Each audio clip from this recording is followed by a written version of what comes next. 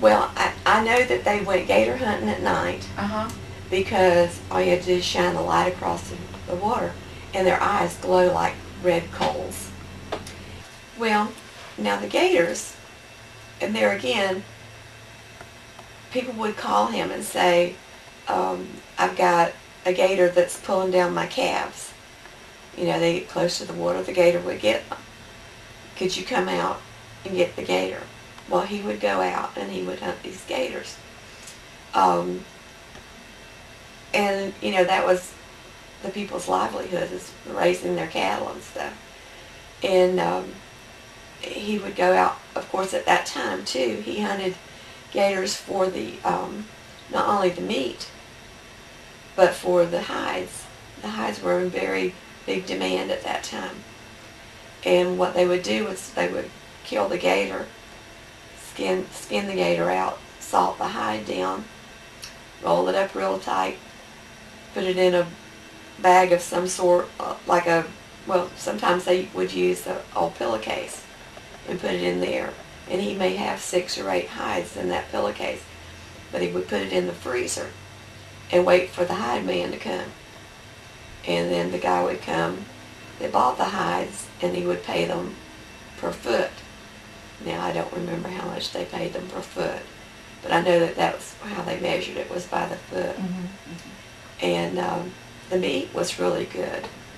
So, you know, it was, lots of times he would bring home the gator meat for us.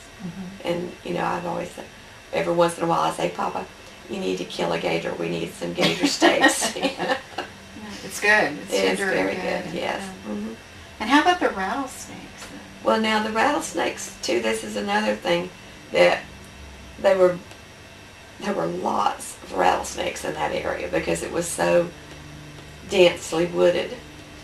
And so they would go out, well, people would burn off certain areas of their pastures or whatever. And they would say, well, now I'm going to do a burn on Wednesday because they knew that Papa would be off half a day on Wednesday.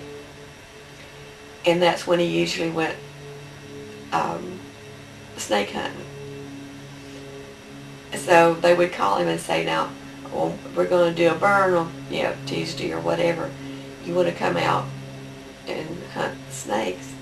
So what he would do, he would go out and he would walk through the pasture, and he could spot a rattlesnake a good ways off, you know. The moonshiner? Were the truckers moonshiners? Oh, yes. Oh, yes.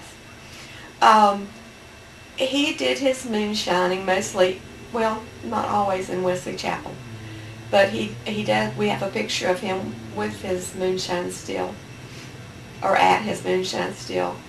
And that was another way that he compensated for money when when his parents died, or when his parents were not there to help them raise the kids. You know, they raised crops of sorts, vegetables and stuff, what they could, and they had their own jobs and stuff that they had to go to. But this moonshine still was an extra income to help with the family. Now he was good friends with Clarence Lane too, that moonshined for profit. but he wasn't nearly on that scale. But that's a complicated process. Oh, moonshining. Oh, very. Yeah. Did you ever see the pipes and the configurations? And yes. And how did he learn how to do that? Because I'm fascinated. Well, and it had to be from some of his either older acquaintances or family, that was into that kind of thing, because he knew exactly what time to run this stuff off, how long to run it, what temperature to keep it, to get the best quality out of the liquor. Something you do, well, working like he did, a lot of times in the cypress swamps, when you go in to cut trees or whatever, you're wading in water. Well, that's where the gators live. But those had been imported from Wesley Chapel. Did he ever get bit by a gator or a snake? Mm-mm. Never. No, Never. And how many years did he hunt? Oh, jeez. 50 years? He at least 50, 60 years, I would 60 think. years. And he Yeah. probably killed thousands of gators. Oh, And, yes. I'm and sure. rattlesnakes. Mhm. And he never got bit. Mm-mm. Now, towards the end, instead of